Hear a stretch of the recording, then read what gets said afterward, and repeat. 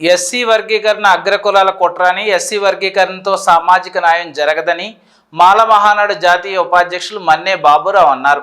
Hanumakonda press క్లబ్లో ఏర్పాటు చేసిన మీడియా సమావేశంలో మాట్లాడుతూ ఉమ్మడి వరంగల్ జిల్లా మాలలో ఆదివారం జరిగే సింహగర్జనకు లక్షలాదిగా తరలి రావాలని పిలుపునిచ్చారు.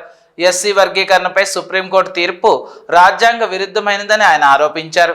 సుప్రీంకోర్టు ఇచ్చిన తీర్పు వెనుక కేంద్రంలో ఉన్న బీజేపీ ప్రభుత్వం ఒత్తిడి ఉందని, ఎస్సీ వర్గీకరణ ద్వారా సామాజిక న్యాయం జరగదన్నారు.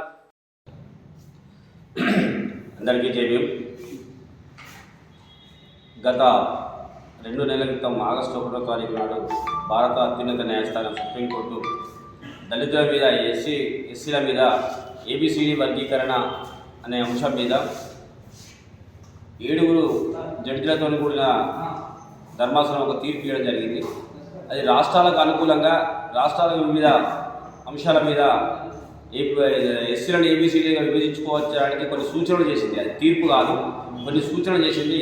ఆ సూచనలను తెలంగాణలో ఉన్నటువంటి మాలలు తీవ్రంగా వ్యతిరేకిస్తూ ఉన్నారు.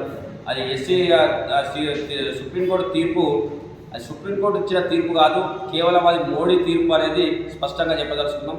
మోడీ తీర్పు అనేది స్పష్టంగా ఎందుకు చెప్పదలుచుకున్నాం అంటే, కొన్ని సందర్భాలలో మందకృష్ణ మాదిగా చెప్తా ఉన్నాడు.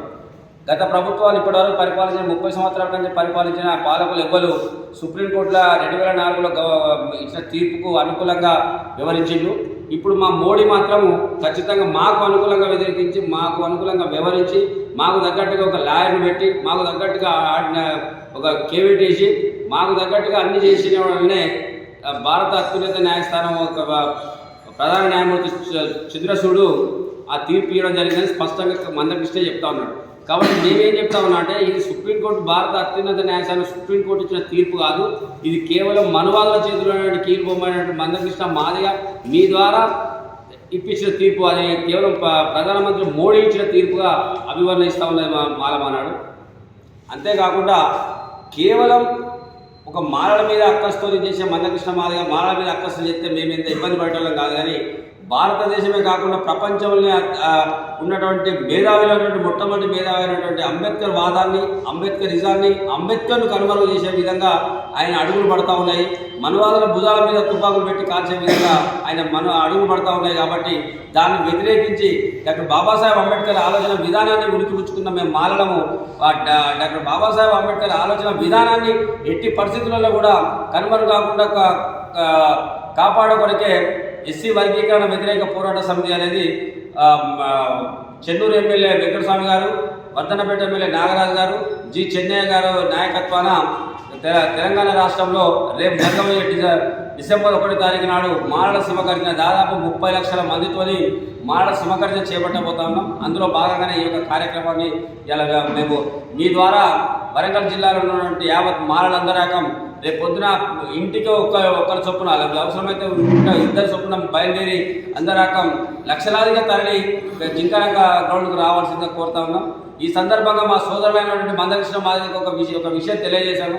బ్రదర్, మీరు ఎక్కడ ప్రెస్ మీట్ పెట్టినా చెప్తా ఉన్నారు, మాలలకు కాంగ్రెస్ అండగా ఉన్నది, మాలలకు కాంగ్రెస్ పార్టీ అండగా ఉన్నది. కాబట్టి దామోదర్ సంజీవయ్య మొదటి ముఖ్యమంత్రి చేయగలిగింది, మల్లికార్జున ఖర్గేను ఏఐసిసి ప్రెసిడెంట్ చేయగలిగింది, కుప్పల రాజు గారిని ఏఐసిసి ప్రెసిడెంట్ చేయగలిగింది తప్ప ఏ ఒక్క మాదిగ సోదరుని చేయలేదని చెప్తా ఉన్నారు. నేను మీకు ఈ సందర్భంగా మీకు సూటిగా ఒక ప్రశ్న చేయాల్సున్నాను. భారతదేశంలో పరిపాలించే పార్టీ భారతీయ జనతా పార్టీ ఈ మాదిగ సామాజిక వర్గానికి సంబంధించిన బంగారు లక్ష్మణ్కు జాతీయ పార్టీ అధ్యక్ష పదవి ఇస్తే కేవలం ₹1,00,000 తీసుకొని పార్టీ నుంచి సస్పెండ్ అయింది నీ వాళ్ళు కాదని అడుగుతా ఉన్నాం. అంతేకాకుండా ఓర్చుకోలేకపోతా ఉన్నావు. వివేక్ వెంకటస్వామి ఇంట్లో 3 పోస్టులు ఉన్నాయి, ఖర్గే ఇంట్లో 3 పోస్టులు ఉన్నాయని నువ్వు విపరీతంగా మాట్లాడుతూ ఉన్నావు. ఈ సందర్భంగా మీకు అడుగుతా ఉన్నాం, తెలంగాణ వచ్చిన తర్వాత 1200 మంది పిల్లలు బలిదానం చేసుకొని తీసుకొచ్చిన తెలంగాణను మొదటి ఉప ముఖ్యమంత్రి నీ సామాజిక వర్గానికి సంబంధించిన డాక్టర్ రాజయ్య గారికి ఇస్తే దాన్ని ఏ పార్టీ ఎగబెట్టిండో నీకు తెలుసు.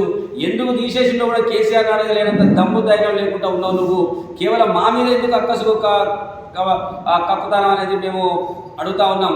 అంతేకాకుండా కడియం శ్రీహరి గారి కూతుర్ను నీ సామాజిక వర్గం, నీ సబ్ క్యాస్ట్ కడియం శ్రీహరి గారి కూతురు కడియం కావ్యను నువ్వు వ్యతిరేకిస్తే నీ సామాజిక వర్గమైనటువంటి మేము భుజాల మీద వేసుకొని మాలమానాడు భుజాల మీద వేసుకొని కడియం కావ్యాన్ని అత్యధికంగా మెజార్టీతో గెలిపించి ఇలా పార్లమెంటుకు పంపడం జరిగింది.